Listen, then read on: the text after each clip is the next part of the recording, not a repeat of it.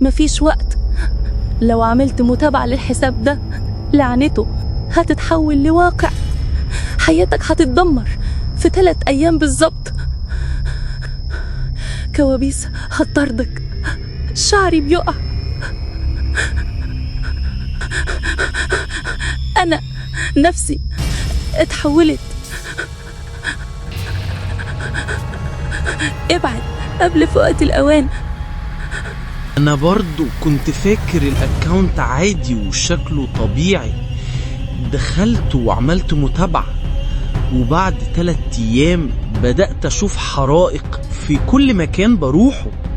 أول ما أفتح الصفحة على التيك توك تحصل حريقة، ومش عارف أعمل إلغاء متابعة. أرجوكم محدش يعمل متابعة للصفحة دي. أنا كنت وحيدة، ماما كانت برا وكنت قاعدة لوحدي في الأوضة. دخلت على الصفحة وافتكرتها عادية، عملت متابعة، وبعد 3 أيام كل ما أدخل الأوضة وافتح الصفحة ألاقي نفسي قدامي. نسخة مني بتقول طول ما أنتي عاملة متابعة هفضل أظهر لك. مش قادرة أعمل إلغاء متابعة. أنا برضو كنت فاكر الصفحة عادية. دخلت وبصيت عليها وعملت متابعة، ومن ساعة ما عملت كده وبعد 3 أيام بقيت أنام وأنا مستح عينيا مش قادر أقفلهم. كل ما غمض ألاقي نفسي بصحى مفزوع مش لاقي حل. أرجوكم ما تعملوش متابعة للصفحة دي. أنا برضو كنت فاكر الصفحة دي عادية.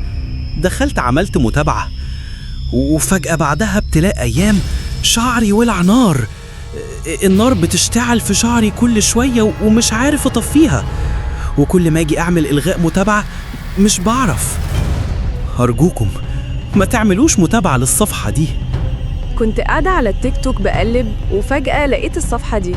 دخلت وقلت صفحة عادية، لكن لما عملت متابعة وبعدها ب3 أيام بقيت بصرخ. أي حد يكلمني ألاقيه صوت تاني بيصرخ معايا، صوت بيقول نفس الكلام. أرجوكم ما تعملوش متابعة للصفحة دي. عالم روحاني مشهور حذر الناس على يوتيوب من الصفحة دي، بس اللي حصل إنه هو بيصور اللايف النور قطع فجأة، وعالم الروحاني اعتزل وسافر البلد وعاش منعزل لوحده لحد النهاردة. دلوقتي في شباب كتير بيدخلوا نفس الصفحة، ولما بيخشوا بتكون الأوضة منورة بإضاءة حمراء ويقولوا تابعت بسخرية. بس الغريب كلهم بعد 3 أيام بيتبلغ عن اختفائهم، والأكاونت ما بقاش يظهر للناس كلها، بس بيظهر تلقائي في أجهزة جديدة. أنا اللي بكتب القصة دي، اسمي كريم، وعملت متابعة بالغلط على الصفحة. بس من يومها كل ما ببص في مرايتي بشوف حد ورايا بيبصلي، نفس البنت اللي في الصفحة بس ميتة وعينيها سودة تماما.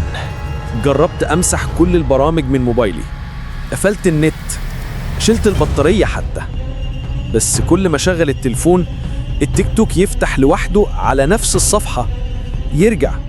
قفلت التليفون خالص واستنيت شوية، فجأة لقيته فتح على صورة البنت اللي في الصفحة، بس البنت بصت لي وقالت لي جيالك بصوت مش بشري. قررت أسيب الموبايل، أهرب، أخرج من القاهرة وروح مكان مفهوش شبكة. بس وأنا في القطر لقيت طفل صغير قاعد قدامي ماسك موبايله بيضحك، ولما قربت أبص كان بيشوف نفس الأكاونت، والبنت بصت لي تاني. وصلت أسوان، قطعت النت نهائي، نمت في بيت جدتي القديم.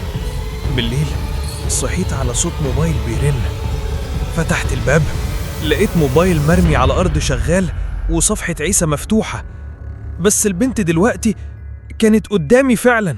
الجدران اتهزت والصوت عالي جدا، والبنت قربت ووشها بيدوب وبيتحول لوشوش الناس اللي اختفوا، كلهم بيصرخوا جواها، وانا معرفتش اعمل حاجة غير اني اصرخ انا اسف اني عملت متابعة بالغلط.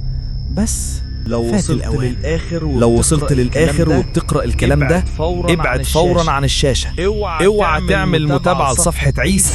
انت مش قد الرعب اللي هتشوفه.